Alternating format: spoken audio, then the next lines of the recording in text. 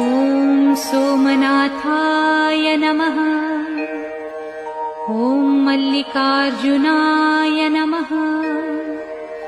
ॐ महाकालेश्वराय नमः। ॐ ओंकारेश्वराय नमः। ॐ वैद्यनाथाय नमः। ॐ भीमशंकराय नमः। ॐ रामेश्वराय नमः।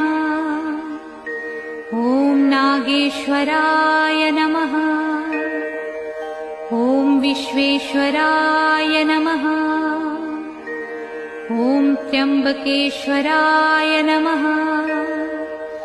ॐ केदारेश्वराय नमः। ॐ भुस्मेश्वराय नमः।